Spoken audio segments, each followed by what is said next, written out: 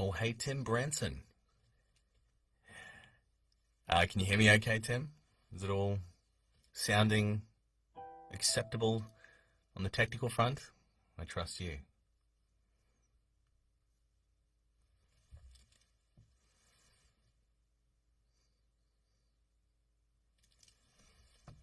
You guys can hear me okay? I see there's a couple of people in.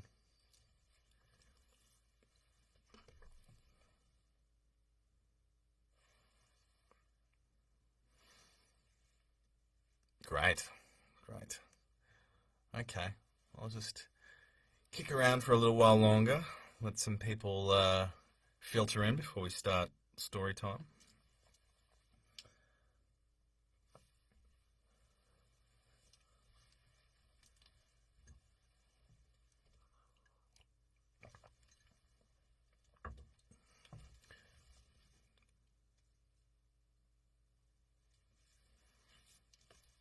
How's your day of solitary confinement, Tim? I don't like that I can't talk to people properly without chat.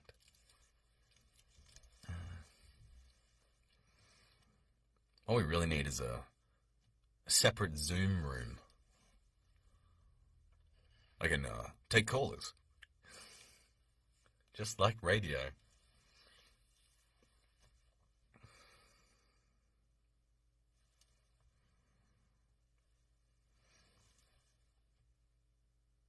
Awesome. I guess they have enough amenities and everything in that building now to keep you guys happy in a pandemic crisis.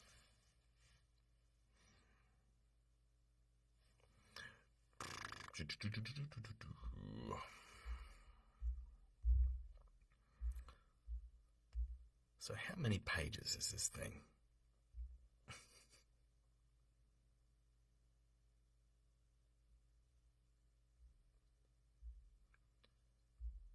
Wow, I didn't know that he wrote 56 stories.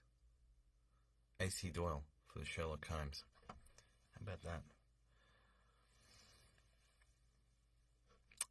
that? Good. Doing well. Excellent. Okay, I see a few more people that have trickled in.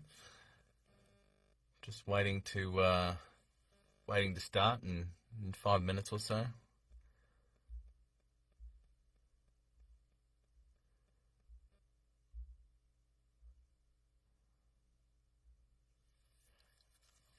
I have never used Facebook Live. I don't think I've even seen Facebook Live before.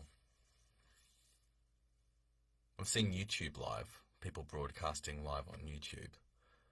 That's always pretty seamless. There's a voiceover show that they do a weekly live cast. Voiceover Body Shop. George and Dan. I think they use YouTube. I'm not sure though.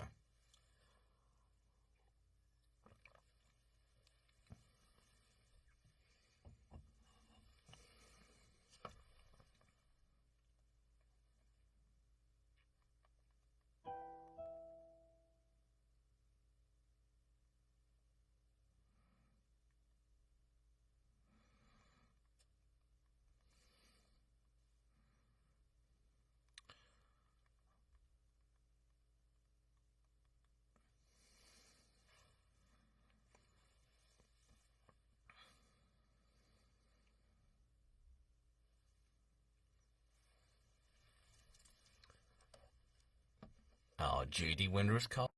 I guess I can type to you guys too.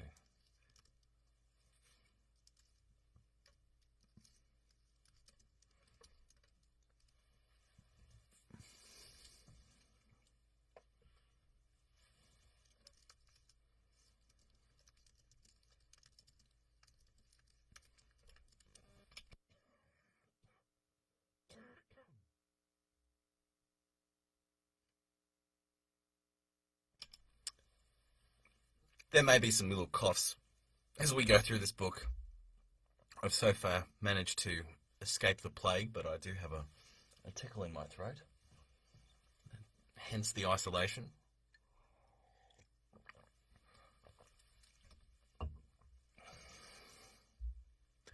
You guys in Australia can hear me okay?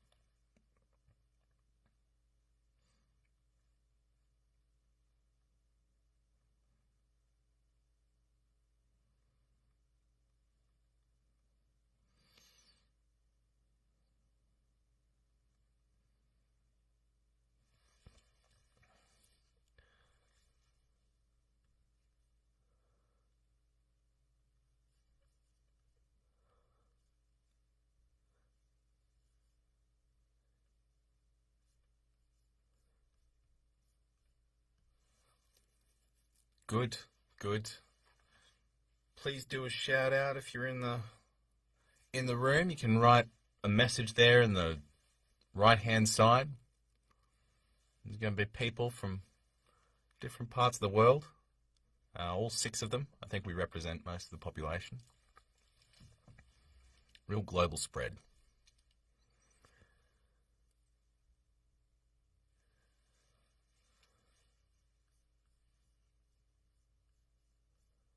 I guess I should have some lobby music. I don't know.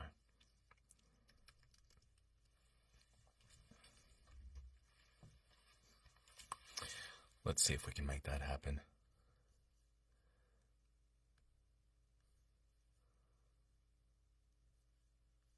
That'd be pretty awesome.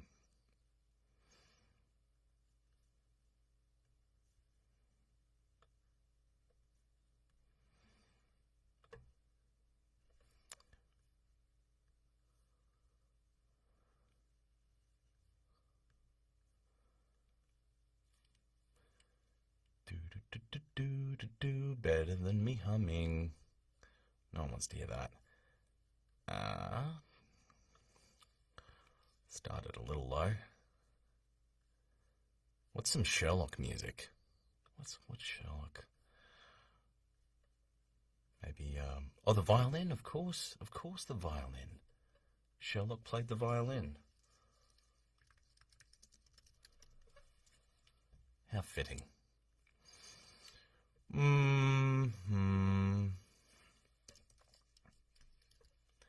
I'm curious about the capabilities of this broadcasting, so you guys can entertain me here. Okay.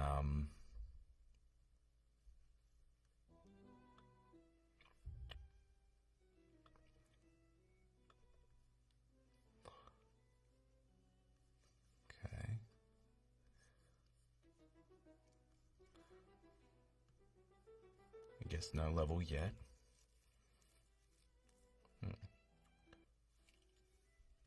Oh, there we go. You guys getting a bit of music there? Is it super loud?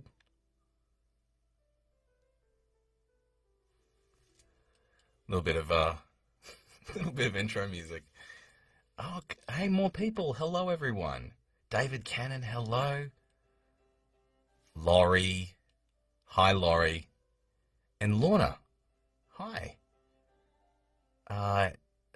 Hey, Beachy. Hey, Dave. Lorna, are you from Machosen? Is that how you made your way here? Tell me if the music is too loud, guys. I don't know if you can even hear the music.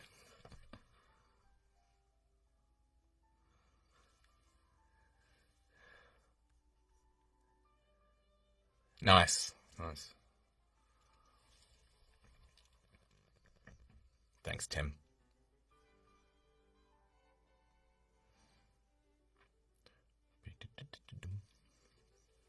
I'll start soon. How many people have we got? Yeah. Oh, cool. Lorna's from Machosen.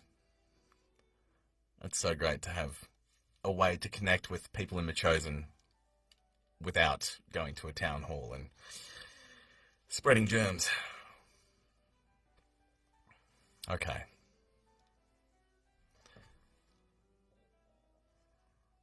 Well, we're at 7:30. I'll just give it a few more minutes, let people trickle in.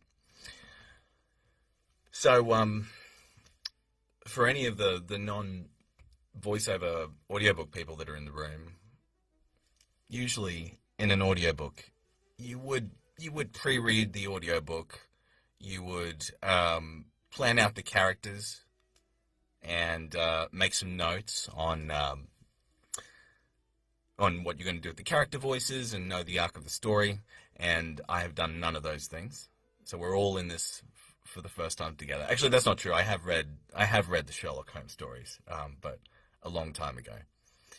And the reason I picked the Sherlock Holmes stories is that, well, I wanted to get something that was in the public domain, because I'm not sure if it's a currently active copyright book, if I'm allowed to do this. So it's good to just play it safe. Oh, no music. Okay. No music. Why that? Why is that? That's interesting. Maybe it's just really quiet. I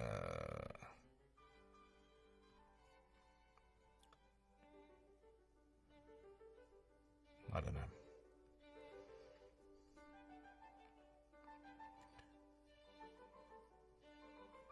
Not a big deal. It's mostly for me.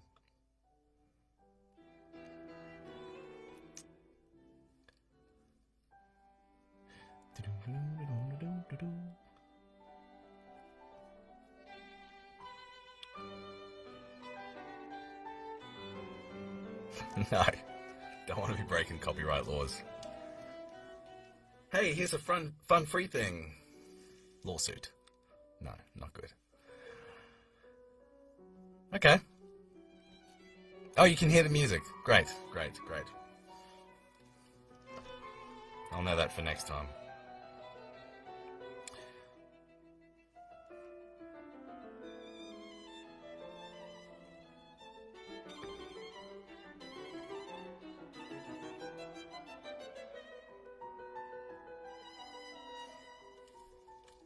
Hayley Lynn. Is that the Hayley Lynn that I know? I can't see your picture. I'm going to get in there. It's Hayley Lynn. Hello. This is my first live thing. I've never done anything live. I didn't know Facebook Live was, well, I didn't know it was a thing. I just today learned how to use a computer, so this is all very new to me. The studio is not mine. I gotta leave in like an hour. Okay. So we are a few minutes past the half hour.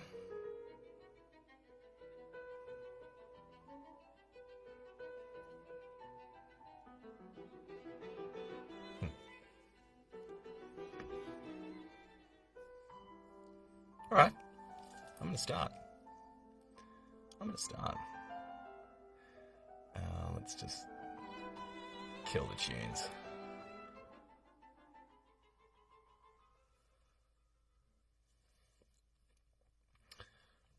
All right.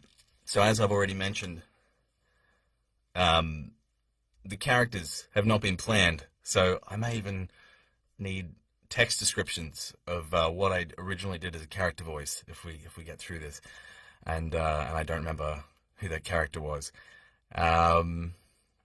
But I'm excited to read this story. I don't even remember it, other than watching the who was it? Jeremy Brett was the original, or the Granada Sherlock, Granada Vision, something like that. Anyway, he's great. And then of course the Benedict Cumberbatch Sherlock, and they did their own twist on this story. So here's mine, and of course, as the story is told from the perspective of Dr. Watson, Dr. Watson in this rendition will be Australian, because I don't want to have to do an accent the whole time. So, however we frame that in terms of history, I'm not even sure when these were set, but Dr. Watson's from Australia, or he developed an Australian accent. Cool. All right. Okay, guys. Well, thanks for joining, and I'm gonna start reading. So I'll probably take breaks for water, and I don't know if you can. Oh yeah, you can see the scotch sitting on the window there. Yeah, that's for later. I got to earn it, right? All right.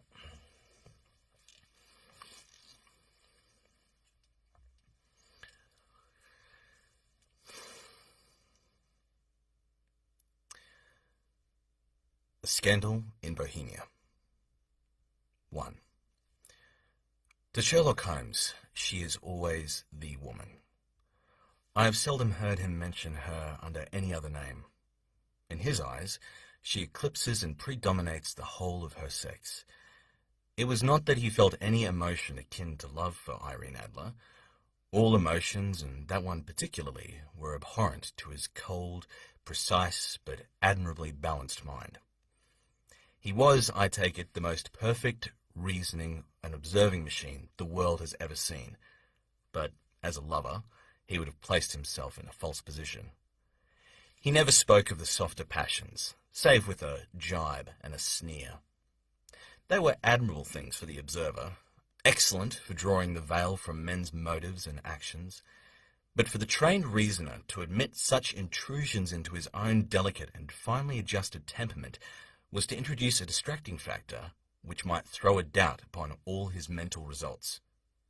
Grit in a sensitive instrument, or a crack in one of his own high-power lenses, would not be more disturbing than a strong emotion in a nature such as his.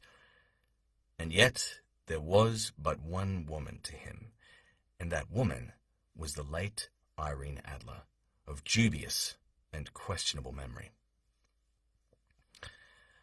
I had seen little of Holmes lately. My marriage had drifted us away from each other.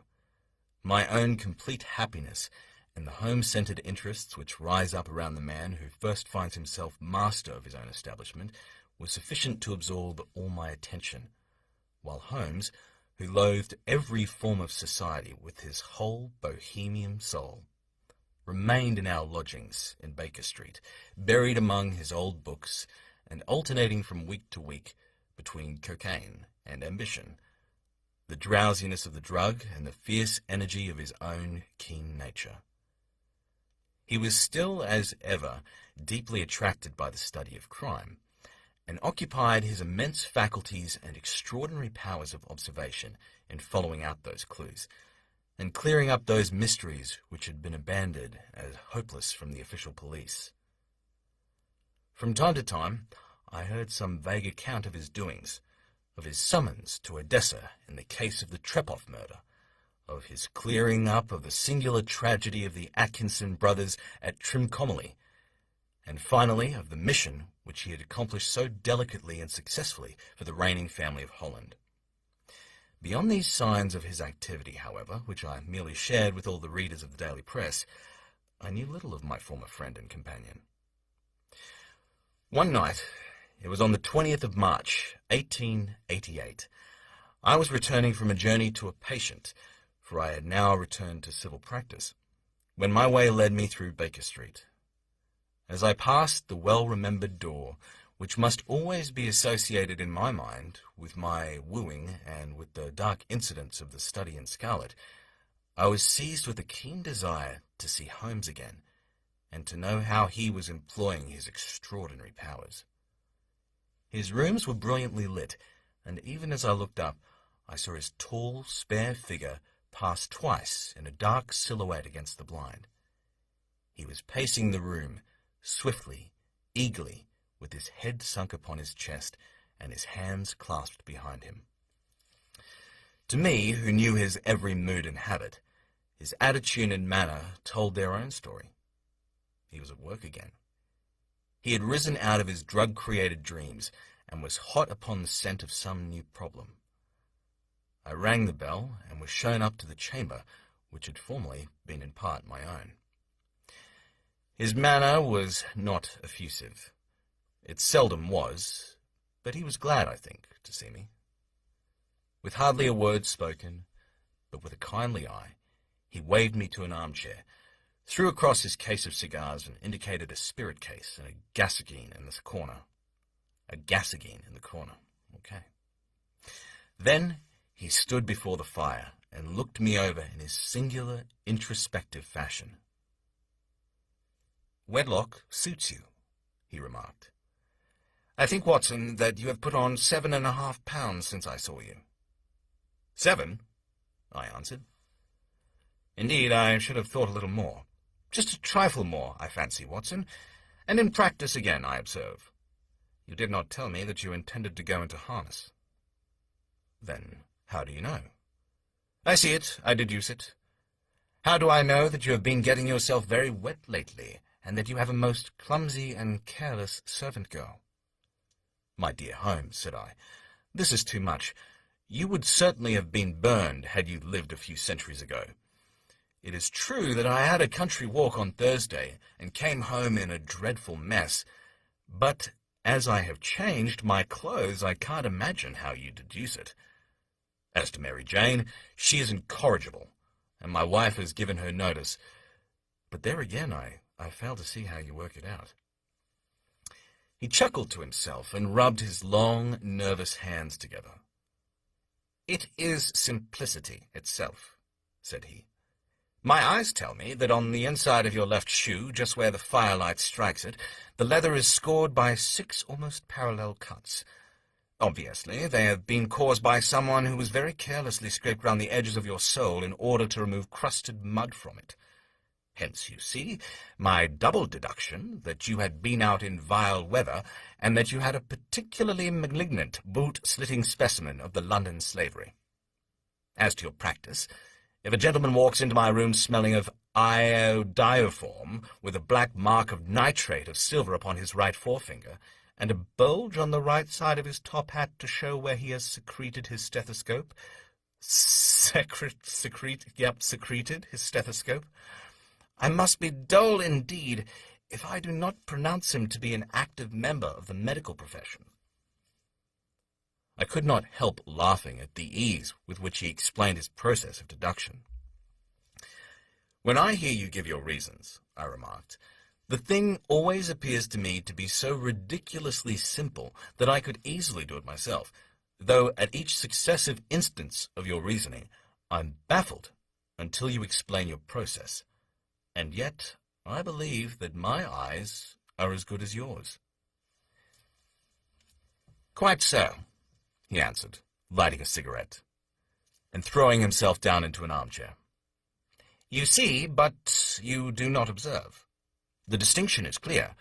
For example, you have frequently seen the steps which lead up from the hall to this room."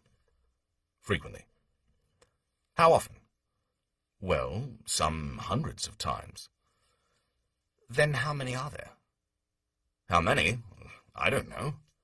"Quite so. You have not observed, and yet you have seen. That is just my point. Now, I know that there are 17 steps, because I have both seen and observed. By the way, since you are interested in these little problems, and since you are good enough to chronicle each one or two of my trifling experiences, you may be interested in this." He threw over a sheet of thick, pink-tinted notepaper, which had been lying open upon the table. "It came by the last post," said he. "Read it aloud." The note was undated, and without either signature or address. "There will call upon you tonight at 7:45, it said, "a gentleman who desires to consult you upon a matter of the very deepest moment. Your recent services to one of the royal houses of Europe have shown that you are one who may safely be trusted with matters which are of an importance which can hardly be exaggerated. This account of you we have from all quarters received. Be in your chamber, then, at that hour, and do not take it amiss if your visitor wear a mask." "This is indeed a mystery," I remarked. "What do you imagine that it means?" "I have no data yet. It is a capital mistake to theorize before one has data. Insensibly, one begins to twist facts to suit theories, instead of theories to suit facts. But the note itself, what do you deduce from it?" I carefully examined the writing and the paper upon which it was written. "Well, the man who wrote it was presumably well-to-do," I remarked, endeavoring to imitate my companion's processes. "Such paper could not be bought under £half-a-crown a packet. It's peculiarly strong and stiff." "Peculiar. That is the very word," said Holmes. "It is not an English paper at all. Hold it up to the light." I did so, and saw a large E with a small g, a P, and a large G with a small T woven into the texture of the paper. "What do you make of that?" asked Holmes.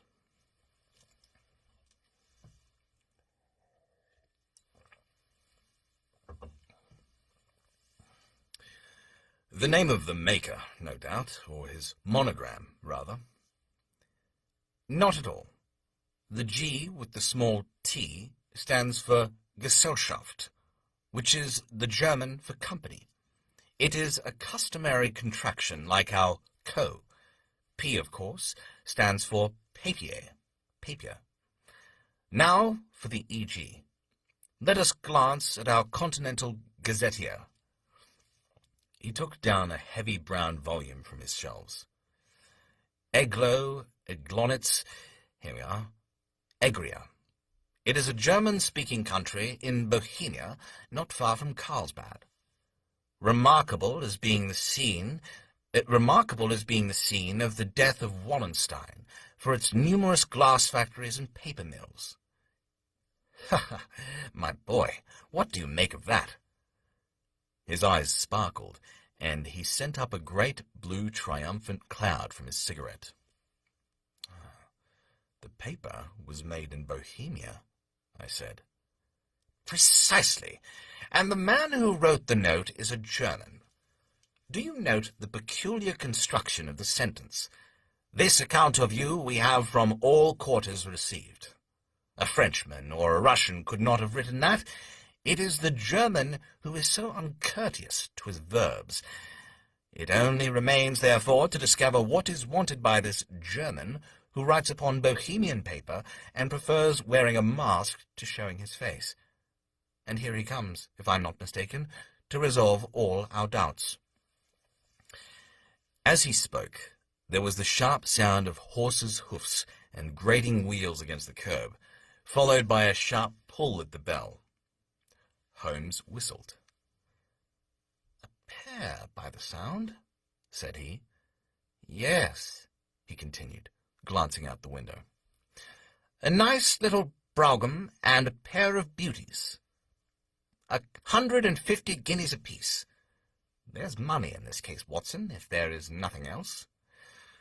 "I think that I had better go, Holmes." "Not a bit, Doctor. Stay where you are.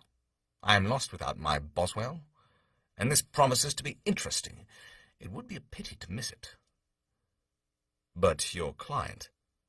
"Never mind him. I may want your help, so may he. Here he comes. Sit down in that armchair, Doctor, and give us your best attention." A slow and heavy step, which had been heard upon the stairs and in the passage, paused immediately outside the door. Then there was a loud and authoritative tap. "Come in," said Holmes.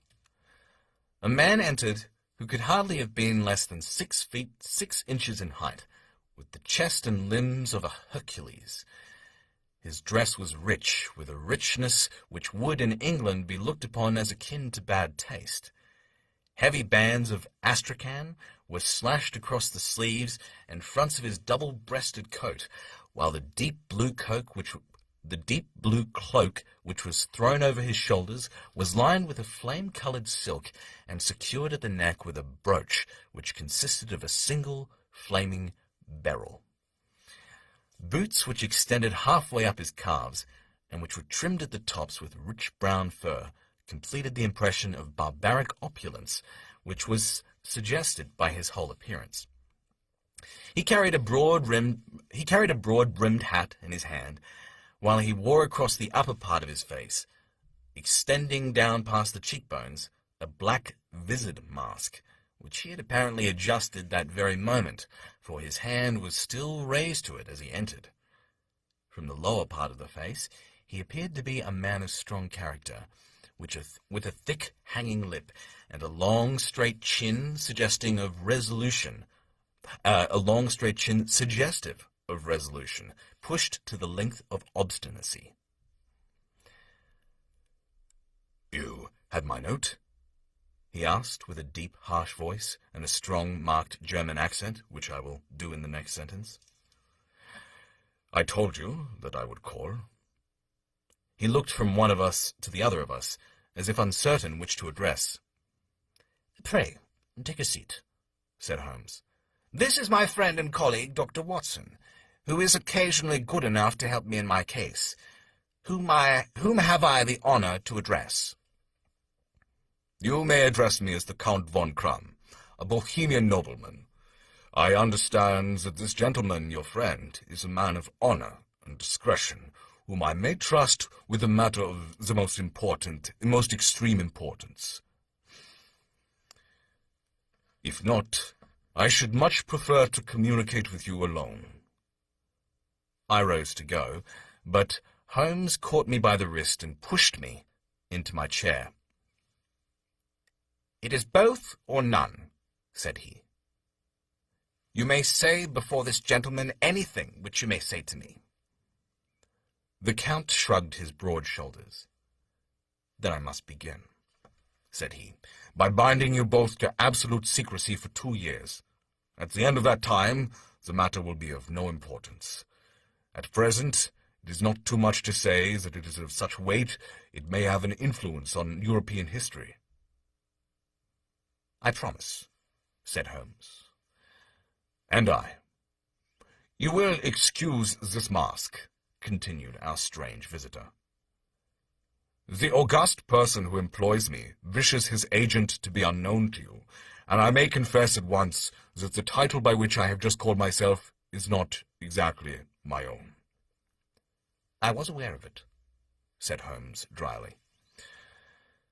"The circumstances are of great delicacy, and every precaution has to be taken to quench what might grow to be an immense scandal and seriously compromise one of the reigning families of Europe. To speak plainly, the matter implicates the great house of Ormstein, hereditary kings of Bohemia." "I was also aware of that," murmured Holmes, settling himself down in his armchair and closing his eyes.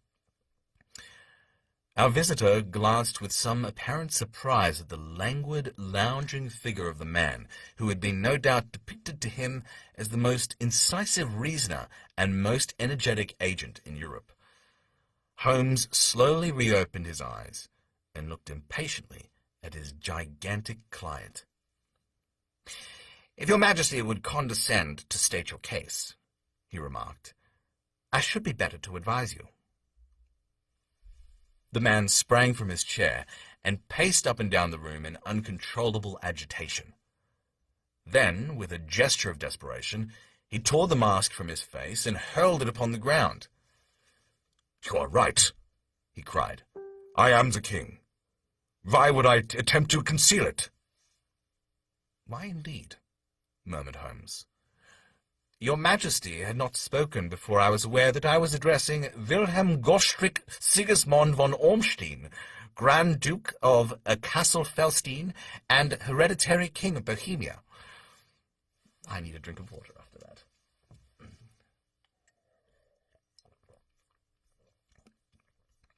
Everyone doing okay there? Yep. Cool.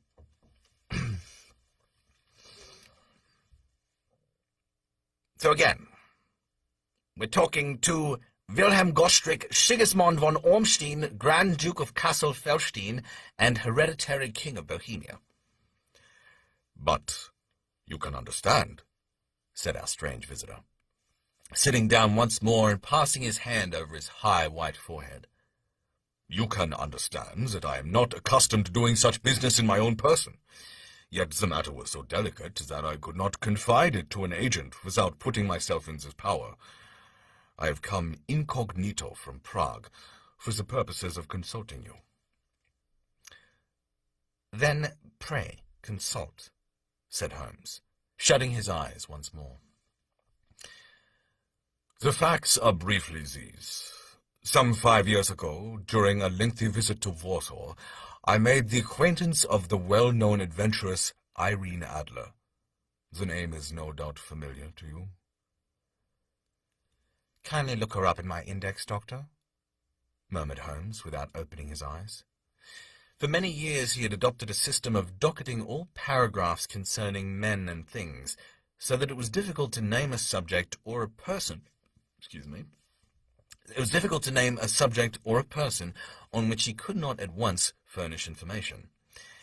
In this case, I found her biography sandwiched in between that of a Hebrew rabbi and that of a staff commander who had written a monograph upon the deep-sea fishes. "Let me see," said Holmes. Born in New Jersey in the year 1858. Contralto. La Scala. Prima donna Imperial Opera of Warsaw. Yes. Retired from operatic stage. Ha! Living in London. Quite so. Your Majesty, as I understand, became entangled with this young person, wrote her some compromising letters, and is now desirous of getting those letters back. Precisely. But how? Was there a secret marriage? None.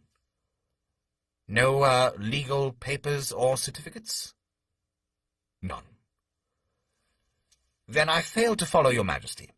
If this young person should produce her letters for blackmailing or other purposes, how is she to prove their authenticity? There is the writing. Pooh-pooh, forgery. My private notepaper, stolen.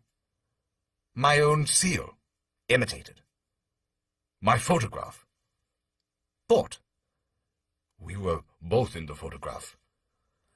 Oh, dear, that is very bad. Your Majesty has indeed committed an indiscretion. I was mad, insane. You have compromised yourself seriously. I was only Crown Prince then. I was young. I am but 30 now. It must be recovered. We have tried and failed. Your Majesty must pay. It must be bought. She will not sell. Stolen, then. 5 attempts have been made. Twice burglars in my pay ransacked her house. Once we diverted her luggage when she travelled. Twice she's been waylaid. There has been no result. No sign of it? Absolutely none. Holmes laughed. It is quite a pretty little problem, said he. But a very serious one to me, returned the king reproachfully. Very, indeed. And what does she propose to do with the photograph?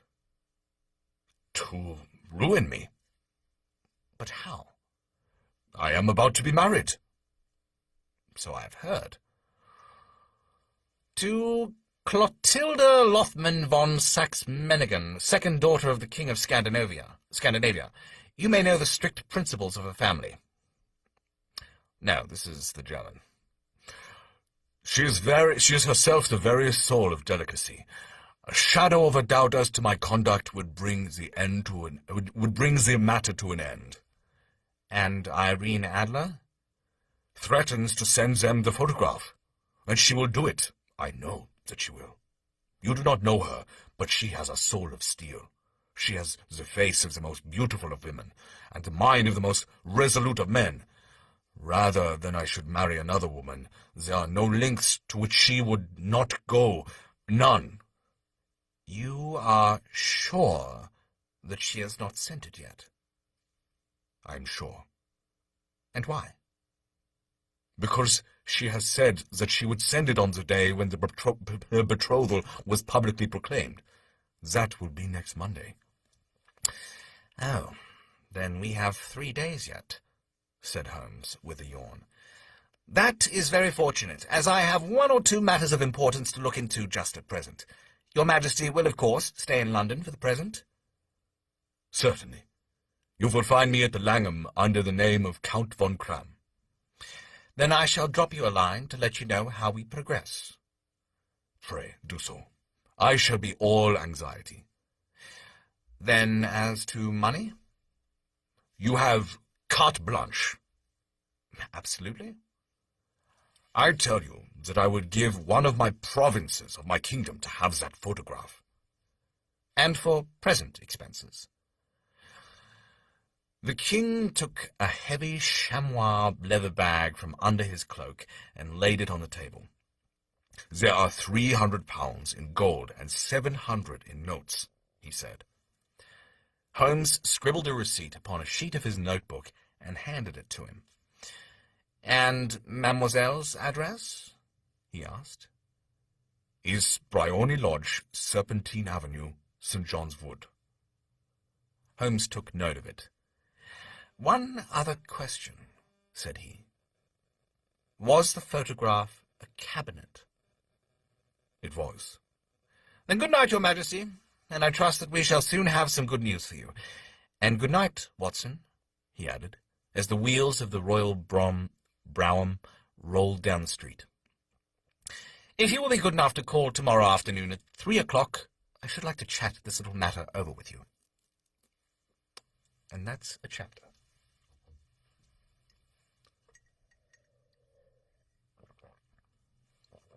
Oh, hello, Blair. Hello, Matthew Harsent. Hi, Laurie Shields. You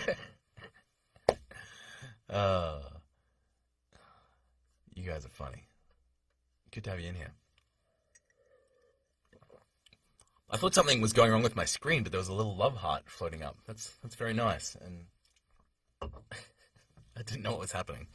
You know what? I think at the end of these chapters, because I'm guessing the chapters are reasonably long, I'm gonna have the scotch. Just a little nifter. Keep the creative juices going. What do you guys got on the go? Tea, spirits, wine, beer.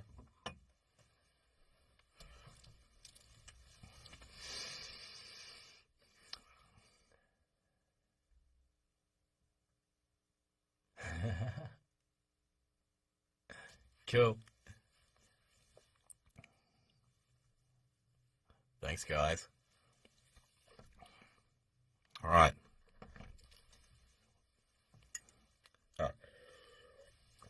I'll just refill my water. I have like two large bottles of water going on in here.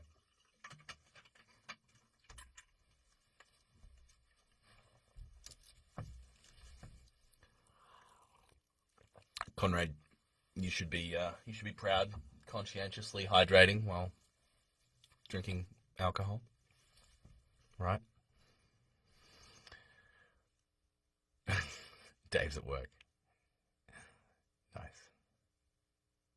Oh, cool. Hi to Heather in Hong Kong. All right, chapter 2.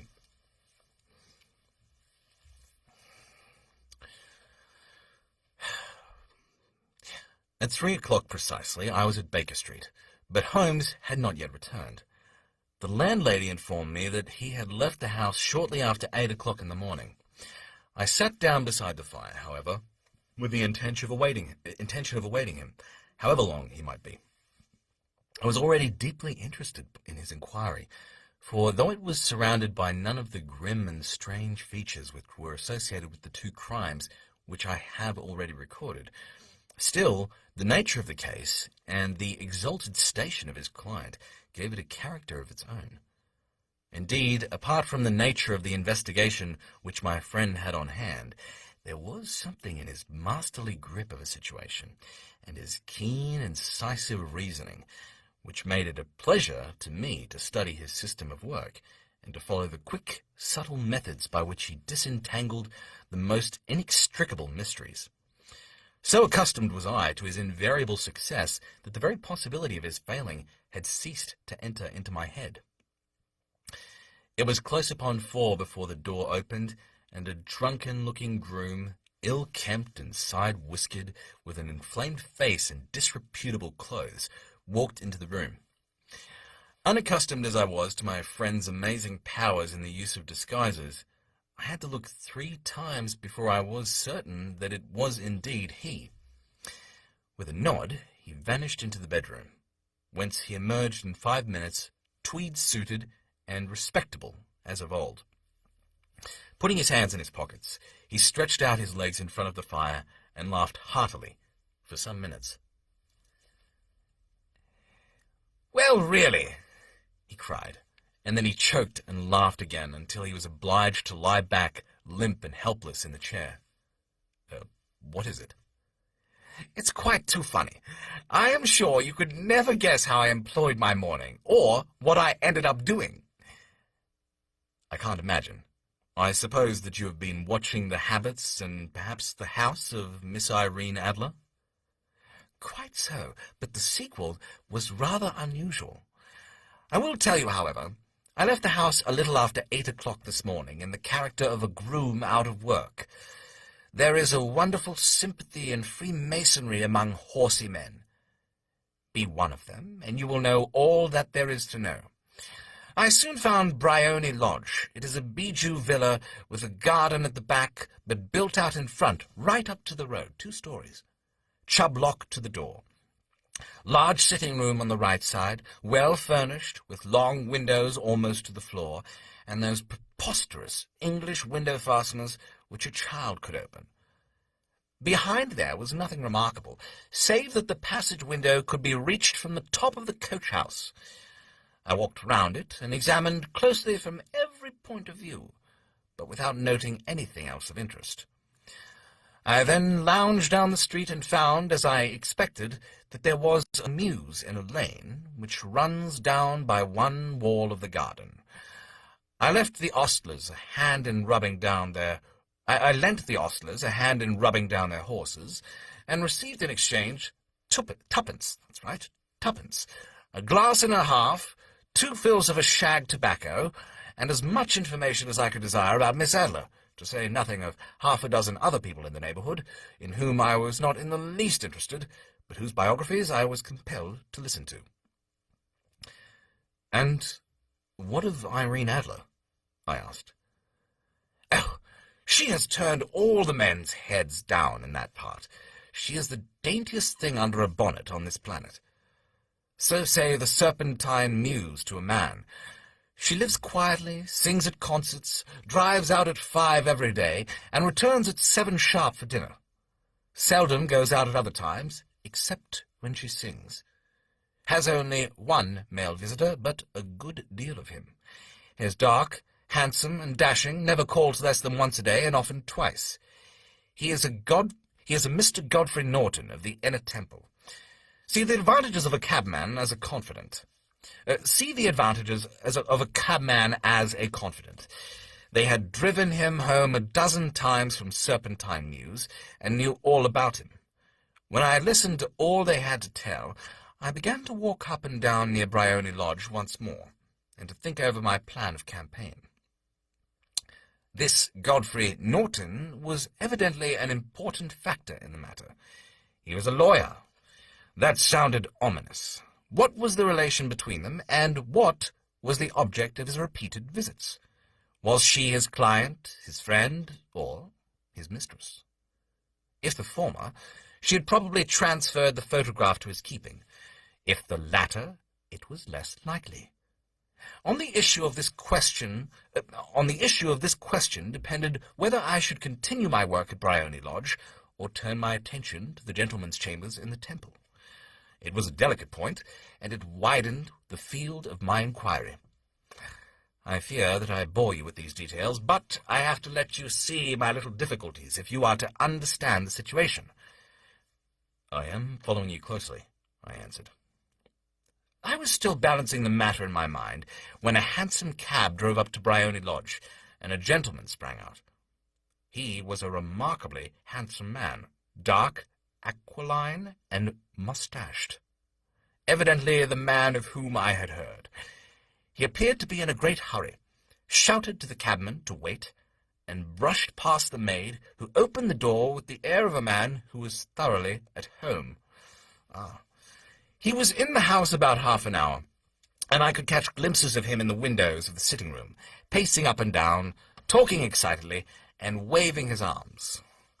Of her I could see nothing. Presently he emerged, looking even more flurried than before. As he stepped up to the cab, he pulled out a gold watch from his pocket and looked at it earnestly. "Drive like the devil," he shouted. "First to Gross and Hankey's in Regent Street, and then to the Church of St. Monica in the Edgware Road. Half a guinea if you do it in 20 minutes. Away they went, and I was just wondering whether I should not do well to follow them when up the lane came a neat little landau, the coachman with his coat only half-buttoned, and his tie under his ear, while all the tags of his harness were sticking out of the buckles. It hadn't pulled up before she shot out of the hall door and into it. I only caught a glimpse of her at that moment, but she was a lovely woman, with a face that a man might die for.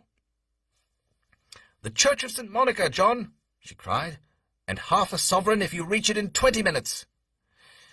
This was quite too good to lose, Watson. I was just balancing whether I should run for it, or whether I should perch behind her landau when a cab came through the street. The driver looked twice at such a shabby fare, but I jumped in before he could object. 'The Church of St. Monica,' said I, 'and half a sovereign if you reach it in 20 minutes. It was 25 minutes to 12, and of course it was clear enough what was in the wind.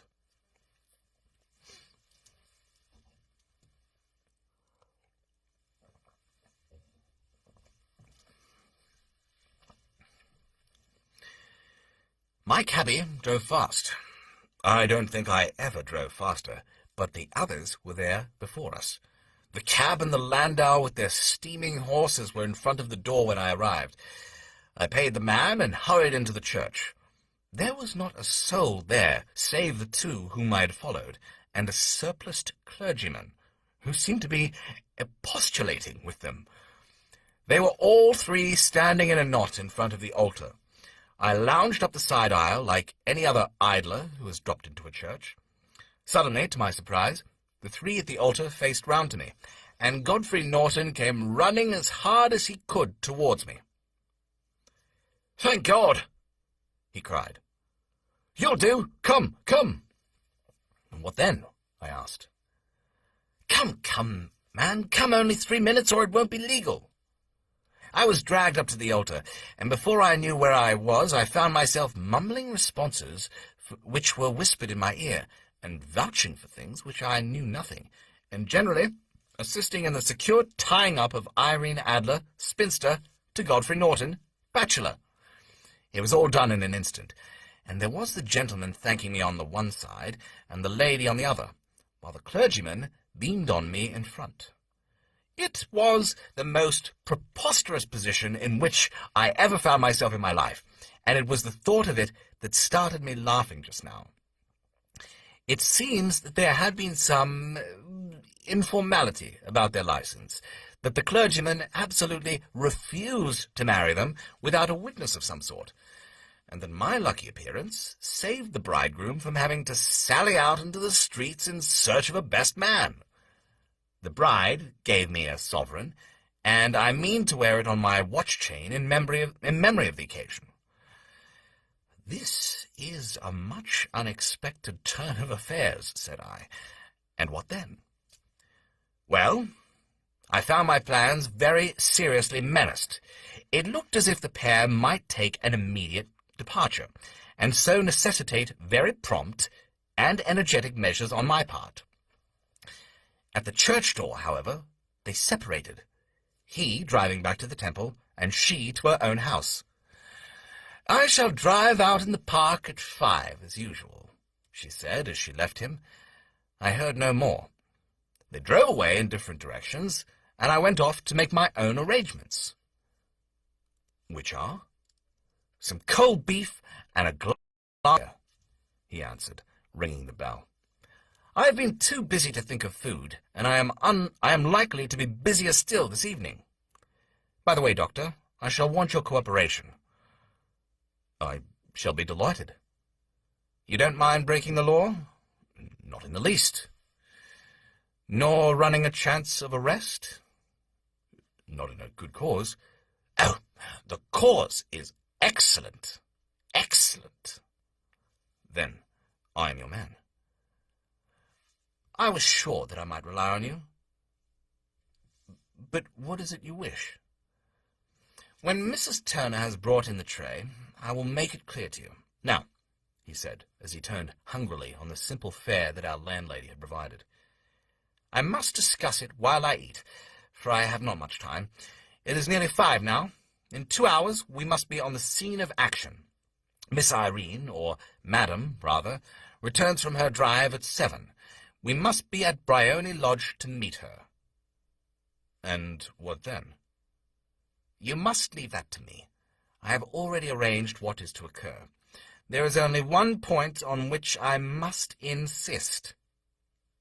You must not interfere, come what may. You understand?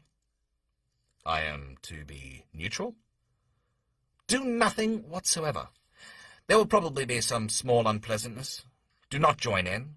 It will end in my being conveyed into the house. 4 or 5 minutes afterwards, the sitting-room window will open. You are to station yourself to that open window. Yes. You are to watch me, for I will be visible to you. Yes. And when I raise my hand, so you will throw into the room what I give you to throw, and will, at the same time, raise the cry of fire. You quite follow me? Entirely.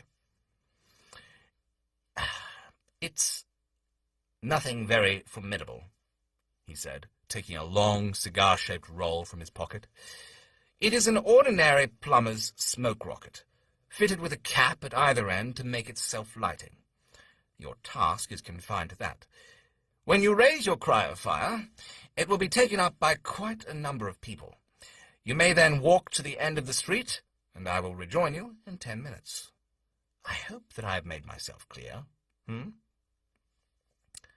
I am to remain neutral, to get near the window, to watch you, and at the signal to throw in this object, then to raise the cry of fire, and to wait you at the corner of the street. Precisely. Then you may entirely rely on me. That is excellent, excellent. I think perhaps it is almost time that I prepare for the new role that I have to play. He disappeared into his bedroom, and returned in a few minutes in the character of an amiable and simple-minded nonconformist clergyman. His broad black hat, his baggy trousers, his white tie, his sympathetic smile, and general look of peering and benevolent curiosity was such as Mr. John Hare alone could have equalled. It was not merely that Holmes changed his costume. His expression, his manner, his very soul seemed to vary with every fresh part that he assumed. The stage lost a fine actor, even as science lost an acute reasoner when he became a specialist in crime.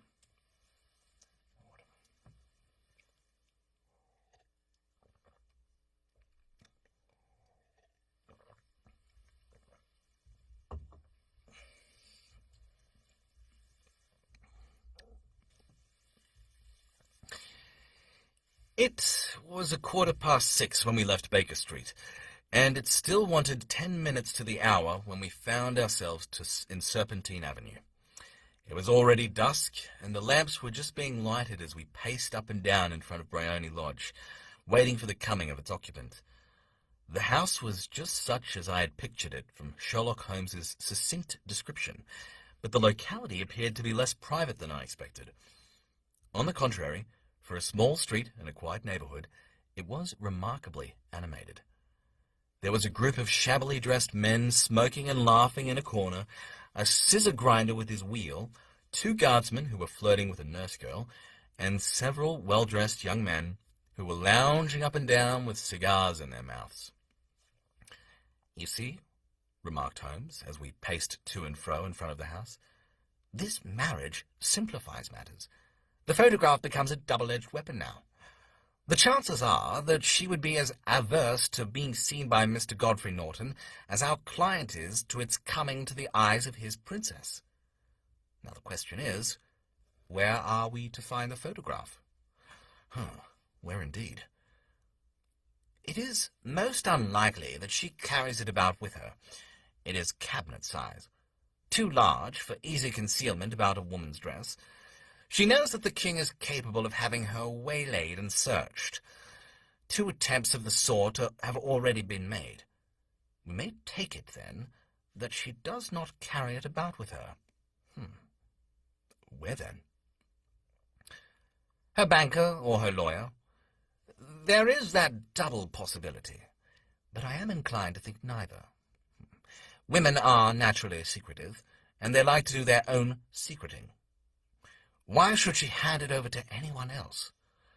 She could trust her own guardianship, but she could not tell what indirect or political influence might be brought to bear upon a businessman. Besides, remember that she had resolved to use it within a few days. It must be where she can lay her hands upon it. It must be in her own house. But twice it has been burgled. Pshaw! They did not know how to look. But how will you look? I will not look. What then? I will get her to show me. But she will refuse. She will not be able to. But I hear the rumble of wheels. It is a carriage. Now carry out my orders to the letter. Another water.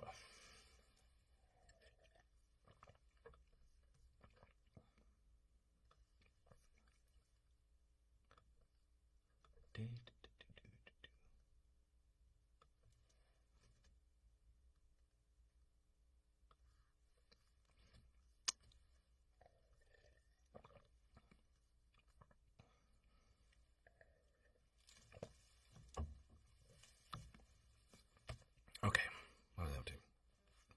Ah, yes, the orders of the letter. As he spoke... No, it's Watson. As he spoke, the gleam of the sidelights of a carriage came round the curve of the avenue. It was a smart little landau which rattled up to the door of Bryony Lodge. As it pulled up, one of the loafing men at the corner dashed forward to open the door in the hope of earning a copper, but was elbowed away by another loafer, who had rushed up with the same intention. A fierce quarrel broke out, which was increased by the 2 guardsmen, who took sides with one of the loungers, and by the scissors grinder, who was equally hot upon the other side. A blow was struck, and in an instant the lady, who had stepped from her carriage, was the centre of a little knot of flushed and struggling men, who struck savagely at each other with their fists and sticks.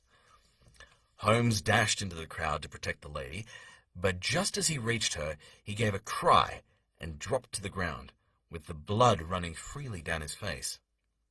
At his fall, the guardsmen took to their heels in one direction, and the loungers in the other, while a number of better-dressed people, who had watched the scuffle without taking part in it, crowded in to help the lady and to attend to the injured man. Irene Adler, as I will still call her, had hurried up the steps, but she stood at the top with her superb figure outlined against the lights of the hall, looking back into the street. "Is the poor gentleman much hurt?" she asked. "He's dead!" cried several voices. No, there's life in him," shouted another. "But he'll be gone before you can get him to hospital." "He's a brave fellow," said a woman. "They would have had the lady's purse and watched it if it hadn't been for him. They were a gang, and a rough one, too. He's breathing now." "He can't lie in the street. May we bring him in, ma'am?" "Surely. Bring him into the sitting-room. There is a comfortable sofa. This way, please." Slowly and solemnly he was borne into Bryony Lodge and laid out in the principal room, while I still observed the proceedings from my post by the window. The lamps had been lit, but the blinds had not been drawn, so that I could see Holmes as he lay upon the couch. I do not know whether he was seized with compunction at that moment for the part he was playing, but I know that I never felt more heartily ashamed of myself in my life than when I saw the beautiful creature against which I was conspiring, or the grace and kindliness with which she waited upon the injured man. And yet it would be the blackest treachery to Holmes to draw back now from the part which he had entrusted to me. I hardened my heart, and took the smoke rocket from under my ulster. After all, I thought, we're not injuring her. We are but preventing her from injuring another.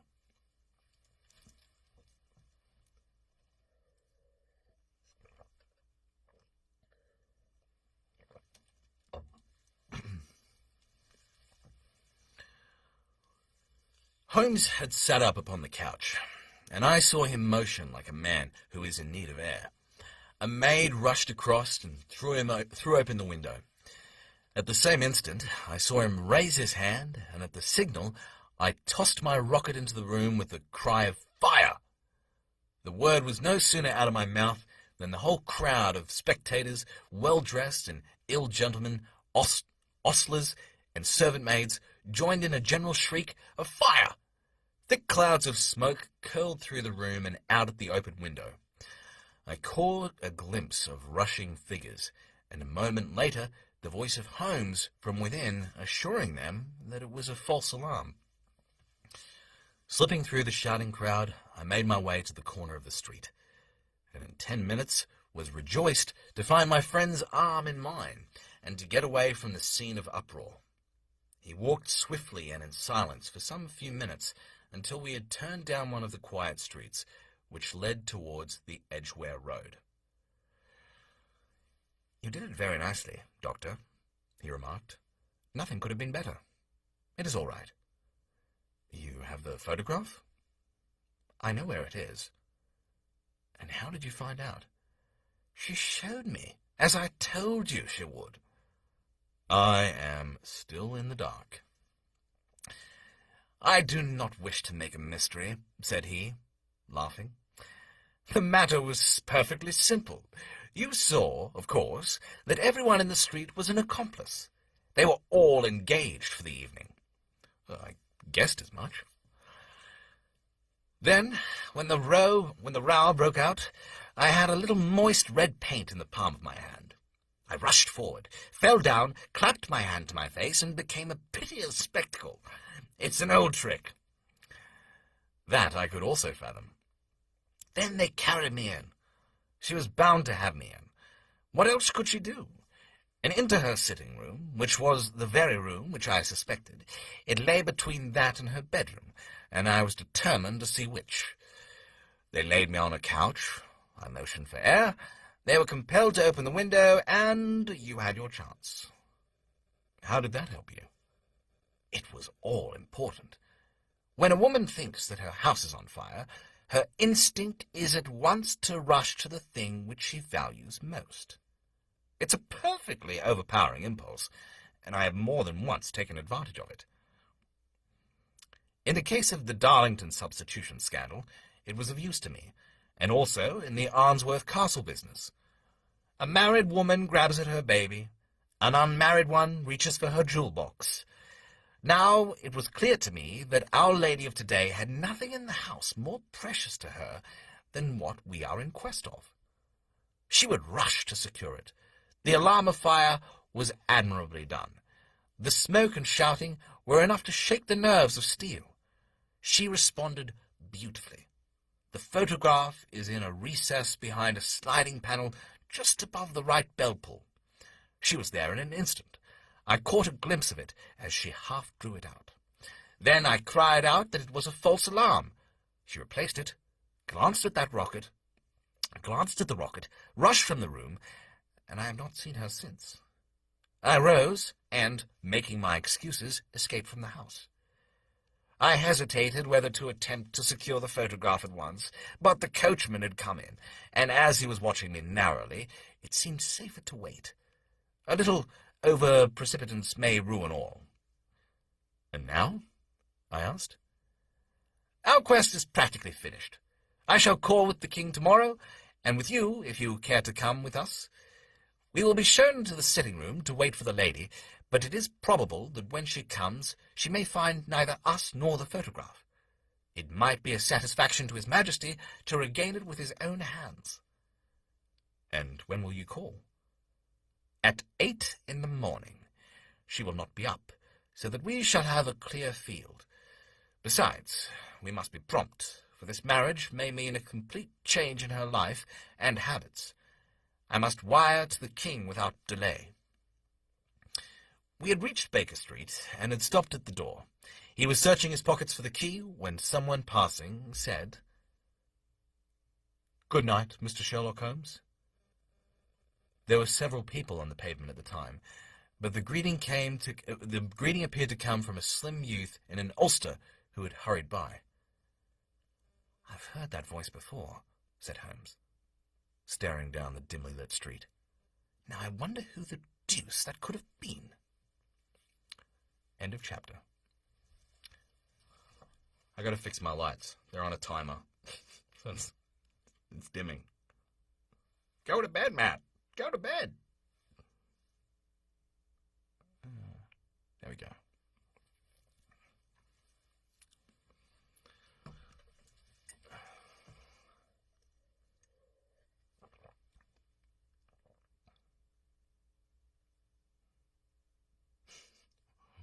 Why aren't you doing an Ottawa Valley accent? I don't even know what that is.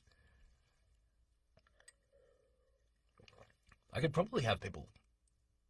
You could probably come on to this show and show us what an Ottawa Valley accent is. Is that just the, like, oh, yeah, it's worth the trip to Acton. Worth the drive to Acton, sure. Yeah? I don't know.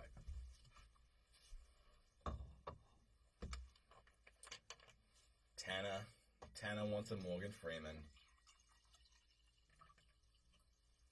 That would mean that all Sherlock Holmes adventures would be twice as long. I slept at Baker Street that night, and we were engaged upon our toast and coffee in the morning, when the King of Bohemia rushed into the room. Right? Just gonna take forever.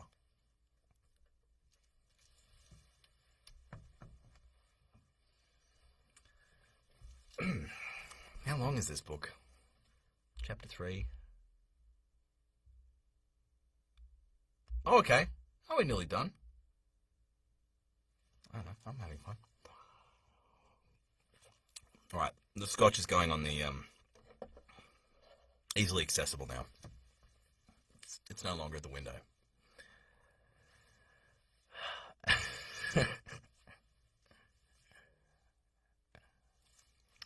Oh, hey, Amanda.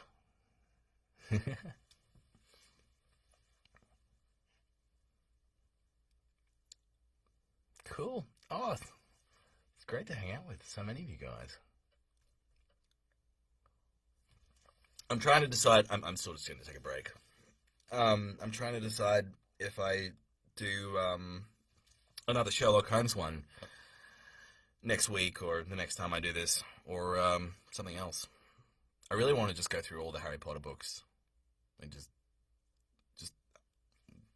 see how long I can read Harry Potter for. Depends how long this virus lasts for, I guess. How long we're dealing with it. Possum magic. I would have to start with Muddle-Headed Wombat.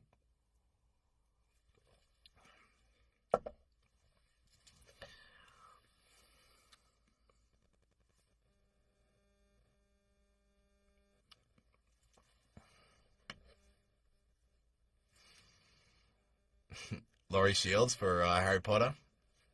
Yeah.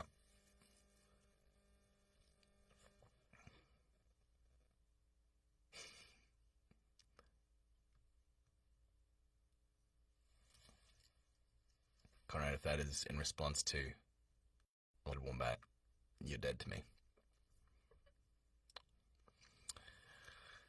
Nigel, yeah, cool idea. I'd like to do a kids book reading. I have a little over 2-year-old daughter, so I was thinking of doing some kids ones. Maybe on a Saturday or Sunday, before or after nap time. Do some kids books as well. Oh yeah, that's true. Harry Potter is more for like the teens and all that. Yeah, I mean, there's so many books in the public domain as well. Such great stuff. I think a lot of the Robert Louis Stevenson is public domain. A lot of the greats like Moby Dick. Some of these I haven't read before. You know, a lot of the classics. So.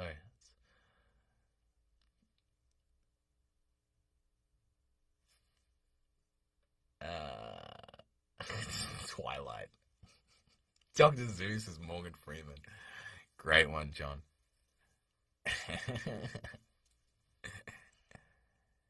Hop on Pop.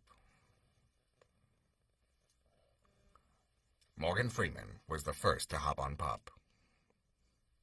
Pop was never a thing until Morgan Freeman did it. All right.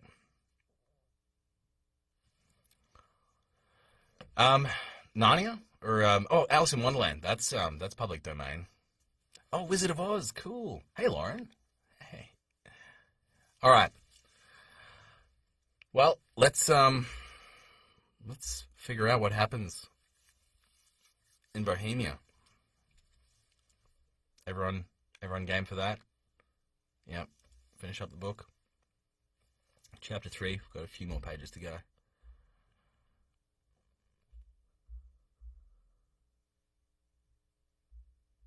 Okay. Cool. These are all great suggestions. I'm going to look into them. Yeah, Wizard of Oz would be great. All right.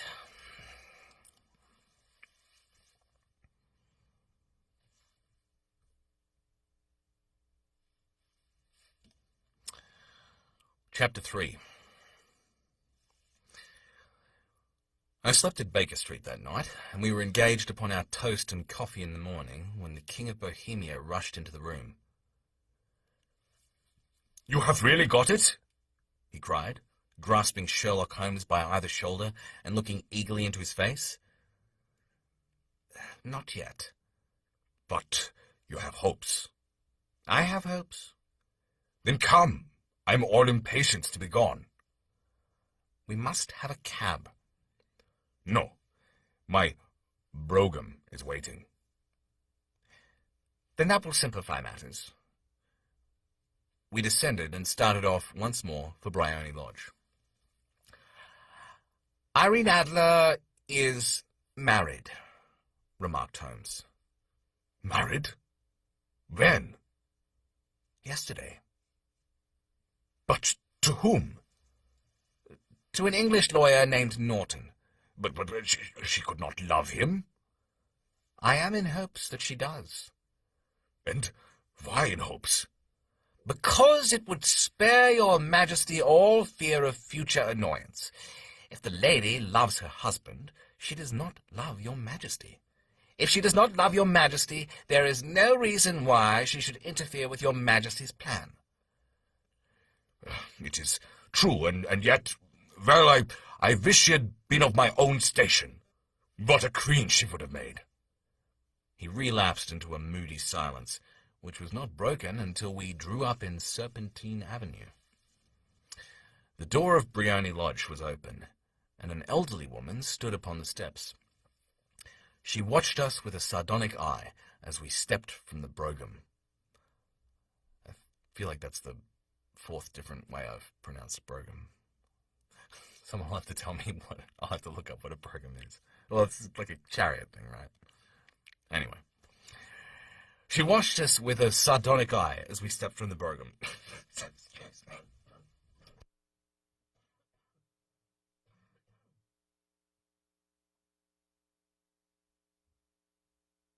That's the cough that I was telling you guys about at the beginning. Not the COVID, though. Not the COVID.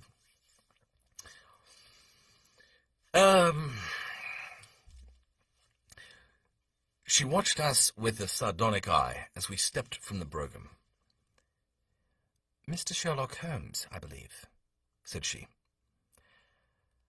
"I am Mr. Holmes," answered my companion, looking at her with a questioning and rather startled gaze. "Indeed, my mistress told me that you were likely to call. She left this morning with her husband by the 5:15 train from Charing Cross for the Continent." "What?" Sherlock Holmes staggered back, white with chagrin and surprise. "Do you mean that she has left England, never to return?" "And the papers?" asked the king hoarsely. "All is lost." "We shall see." He pushed past the servant and rushed into the drawing-room, followed by the king and myself. The furniture was scattered about in every direction, with dismantled shelves and open drawers, as if the lady had hurriedly ransacked them before her flight. Holmes rushed at the bell pull, tore back a small sliding shutter, and, plunging in his hand, pulled out a photograph and a letter. The photograph was of Irene Adler herself in evening dress.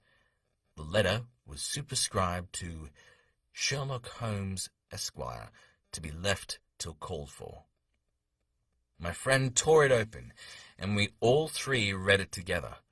It was dated at midnight of the preceding night, and ran in this way.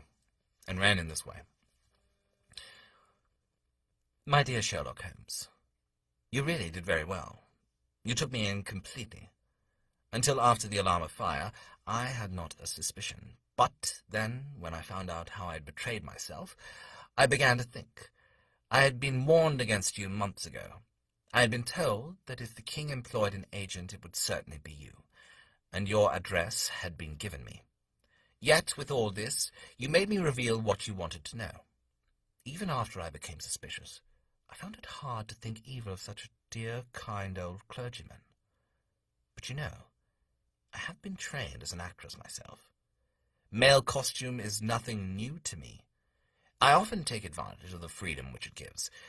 I sent John the coachman to watch you, ran up the stairs, got into my walking clothes, as I called him, and came down just as you departed. Well, I followed you to your door, and so made sure that I was really an object of interest to the celebrated Mr. Sherlock Holmes. Then I, rather imprudently, wished you good night, and started for the temple to see my husband. We both thought the best resource was flight, when pursued by so formidable an antagonist. So, you will find the nest empty when you call tomorrow. As to the photograph, your client may rest in peace. I love and am loved by a better man than he. The king may do what he want without hindrance from one whom he has cruelly wronged. I keep it only to safeguard myself, and to preserve a weapon which will always secure me from any steps which he might take in the future.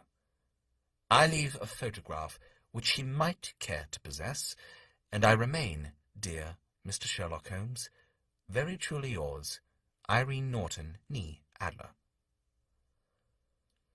"What a woman! Oh, what a woman!" cried the King of Bohemia, when we had all three read this epistle. "Did I not tell you how quick and resolute she was? Would she not have made an admirable queen? Is it not pity that she was not on my level?" From what I have seen of the lady, she seems indeed to be on a very different level to your majesty, said Holmes coldly. I am sorry that I have not been able to bring your majesty's business to a more successful conclusion. "Oh, on the contrary, my dear sir," cried the king. "Nothing could be more successful. I know that her word is inviolate. The photograph is now as safe as it were in the fire." I am very glad to hear your majesty say so. "I am immensely indebted to you. Pray tell me, in what way can I reward you? This ring." He slipped an emerald He slipped an emerald snake ring from his finger and held it out upon the palm of his hand. "Your Majesty has something which I should value even more highly," said Holmes. "You have but to name it." "This photograph." The king stared at him in amazement. "Irene's photograph?" he cried. "Certainly, if you wish it." "I thank your Majesty. There is no more to be done in the matter. I have the honor to wish you a very good morning." He bowed, and turning away without observing the hand which the king had stretched out to him, he set off in my company for his chambers. And that was how a great scandal threatened to affect the kingdom of Bohemia, and how the best plans of Mr. Sherlock Holmes were beaten by a woman's wit. He used to make merry over the cleverness of women. But I have not heard him do it of late. And when he speaks of Irene Adler, or when he refers to a photograph, it is always under the honorable title of the woman. There we go. All right. Thanks, guys. That's the book. Well, it's the story.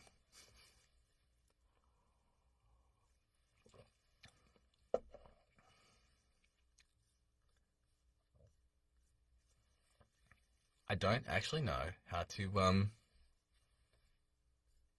chat with any of you. I guess it's not possible. Does anyone know if you can chat on live video other than text chat?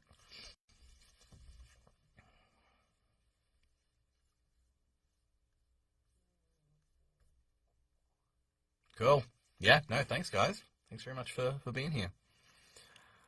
It's fun to do something different that isn't going out into the world as we have to do.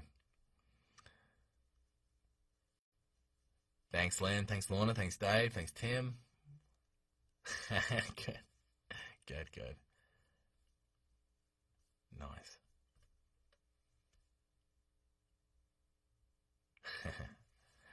Cool. So yeah, I was thinking of doing this again next Friday, at least. And I was just going to go on to the next Sherlock Holmes, but yeah, there's heaps out there. So I'll go through the suggestions that you guys gave, and then it's possible to do a poll. So if anyone comes back for round 2, then maybe we'll get some voting and oh, thanks, Natalie. It's great to see you.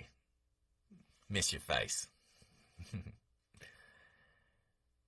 Voices, please. What's that?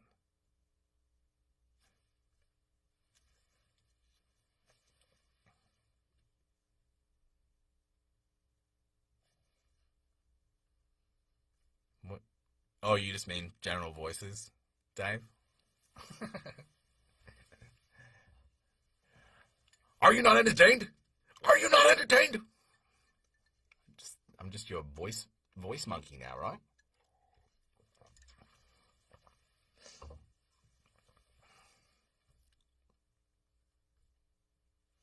Cool. All right. Well, yeah, I'll probably just do a week from today, so next Friday at the very least, and I'll yeah, just see when they pop up, because yeah, there's I'm sure it's the same for you guys. I have a lot of things that I don't go out that much through the week, but I have those nights in the week where I usually go out and do something and socialize. So it's nice to have a plan, and hey, everyone loves watching, catching up on some TV and just reading a book and hanging out. But I think I just felt like a good way to get through what we're all dealing with is to try to find the things that are unique and keep it fresh while staying at home and staying in isolation. So yeah, I'll just make these happen whenever I can, and who knows, maybe I'll be able to convince some of my voiceover colleagues to come in and do character reads or do a multi-part book.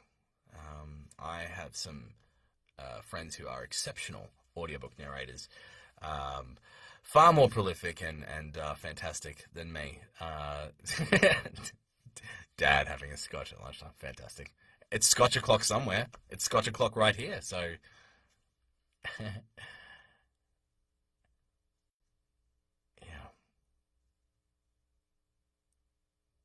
Nice. All right.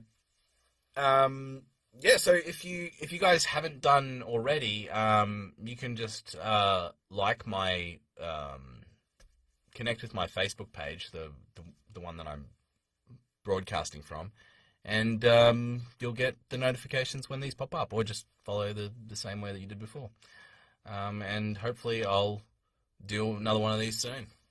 But it was really nice to hang out with you guys here and do this. Thanks for listening. This was fun. All right. I'll say bye. Bye.